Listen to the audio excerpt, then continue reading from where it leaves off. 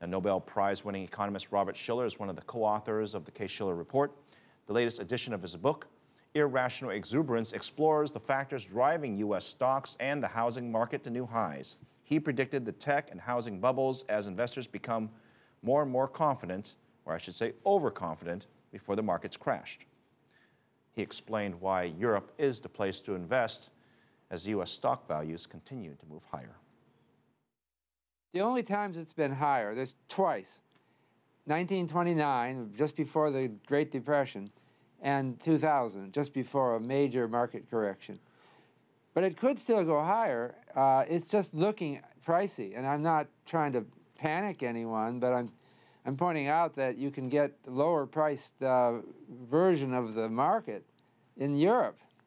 So I think that maybe people should, I'm thinking especially about Americans who have all their money in this country. This should be a smart time to think about diversifying somewhat. Any particular reason you can cite why this particular asset class, the stock market, in your opinion, is expensive? Well, I talk about these issues in my book, my new book, Irrational Exuberance, that's just out in a third edition. And like it is, most things in markets are the result of many factors. So as regards the current levels of the markets in the United States, I list a number. One of them is the depression fears seem to have subsided. We were worried that this was financial crisis was the beginning of something really awful. Now we're starting to feel better. Once we start to feel better, it amplifies. When prices start going up and people are encouraged by the price increase. And so it amplifies the reaction. Well, then there's the quantitative. Yeah. Here's my confusion, Professor. If you're saying we just started to feel better and asset prices are here, which you and others, by the way, say are expensive, what happens when we actually do really feel better? I mean, the sky's the limit then, right? Well, eventually the market gets too pricey, and then there are factors that will bring it down. Once we all feel rich, you know, comes a time when, hey, I want to start spending some of that wealth. So people start selling their stocks, and it ends the price increase. That's one way it can end. Or it can end from some other story. I have survey data of U.S. investors that confirms that they generally think, individual investors generally think the market is highly priced. It's not just me. This is widely held. So it's highly priced, and it becomes vulnerable to any bad story. The U.S. economy, we've gone back and forth with a number of experts on whether or not we're at the beginning of the recovery, in the middle of the recovery, or the end of the recovery. When you look at the empirical data on the U.S. economy, from inflation to GDP to retail sales, all the above, where do you sense our economy is right now? Well, it's been 7 years since the beginning of the last recession.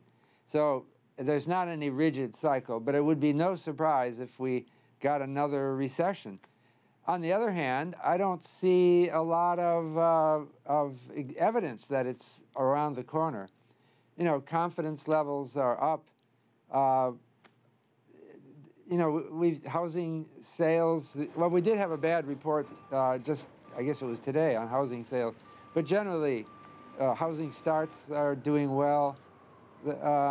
It doesn't look like we're imminent. It looks okay at the moment. But, you know, these things can change very fast. And forecasters are not very good at getting turning points.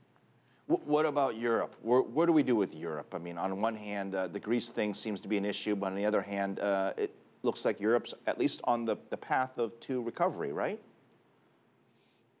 Right. That's why I think it might be a good time to invest in Europe, because it's this Greece story has gotten propelled to such proportions as if, now it is important for Greece, and it has some potential for contagion to other countries, but I think it's exaggerated, and it's gotten people too worried about Europe. We've talked about Greece, we've talked about Asia, potential slowdown in China, the U.S. housing market. I mean, there's a lot of these wild cards. When you look around the world, is there something that stands out to you with respect to what you wrote in the book about where we should be more careful specifically? Well, one thing that stands, you never can predict the unknown, but this book only went to press just a couple of months ago. But since around that time, oil prices have fallen to very low levels. Now they're up again a little bit. but they're still really low. This just surprised everybody. And I would say, overall, for the world, it has to be good news that oil is cheap now. So right now, we've just had a positive shock. But you never know. These different shocks come in surprising ways, and we never know what will come next.